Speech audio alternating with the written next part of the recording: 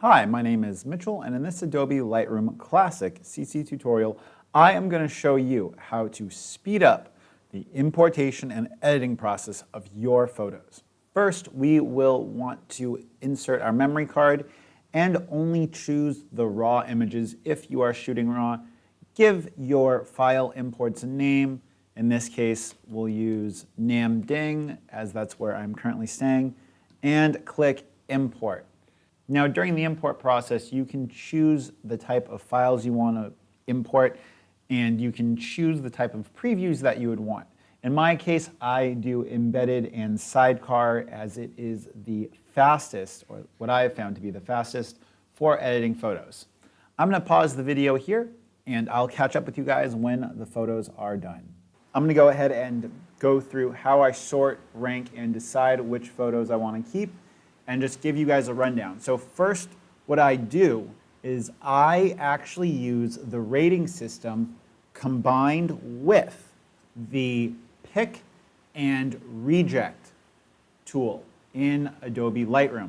Now, if you have a full-size keyboard, up along the top, you will have the numbers. And I use the numbers in a way that, at least for me, gives me some more flexibility in regards to sorting through all these photos. Now, if it's a photo that I particularly like, or if it's a photo I think it's worth revisiting, I will rank it from highest priority to lowest priority. So a photo like this got potential, I'll give it a 3. This is a duplicate photo, I will give that an X so I know to delete it. This photo an X. This photo, not that compelling, give it an X. This photo, let's give it a 1. Photo of the bridge, X, not that compelling. Now, I go through, and photos that are high priority, I will rank more stars. Photos that are lower priority, I will give 1 or 2 stars. If I think the photo is a duplicate, or if it's not something that I want taking up space on my hard drive, I'll just give it an X right there on the spot to delete it. I could possibly recover the sky, give that a 1. These photos, duplicates, give those an X. There's no face in this photo. I don't see it having a ton of potential, giving that an X. Same with this, same with that. And all the X means is that I will delete it for later on. Now, in this case, I much prefer the photo next to it. I'll give that a 3, since I think that could be quite visually pleasing.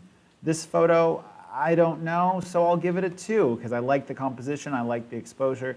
This one of the man sitting on the stool with the eyes, I think that could be a compelling photo. I'll give that a 3. The chicken's cooped up. Do I have a chicken with an eye in focus? No, I don't. So I'll give this first photo 2 stars, and I will mark the other ones for deletion. These Vietnamese women laughing, sitting together. I think that I'll need to decide on what I want to do with those for later, so I will go ahead, give those both 2 stars. Now, I missed the chicken's eye. Missed the chicken's eye. Maybe that's in focus. I can't tell from back out here. Oh, that one's instantly a banger. It's a great exposure of the chicken. I'm going to go ahead and delete the other photos simply because I have a photo that is more compelling with what I want. Now, it's important to note that as you go through your photos, you prioritize the photos that you want to get a faster turnaround time with, and the photos that, maybe a few months down the line, you might find some hidden gems. And one of the things that I really like about rating my photos before editing is that it gives me a really good sense of where I should be spending my time and what I should be looking at first. I think a lot of photographers get caught up on the culling process and looking through photos before they go out to take more. And I think that ultimately, when you're sharing your work on social media, when you're not getting paid for stuff, okay, What matters is getting the meaningful and powerful images that are going to further your exposure online out into the world as quickly or as efficiently as possible. And unfortunately, looking through and trying to get that perfect shot, if you're not getting paid to do so and to take more pictures, getting that really powerful shot is the most important thing. And looking through all of your photos is not where you should be prioritizing your time, simply because the more photos you take, the more photos you're going to want to keep, and the more photos you are going to find being powerful, and the further it'll move your career. And that's going to go ahead and wrap up today's tutorial. Hopefully you guys got some insight, and I would love to know what your Lightroom sorting, editing process is in the comment section down below.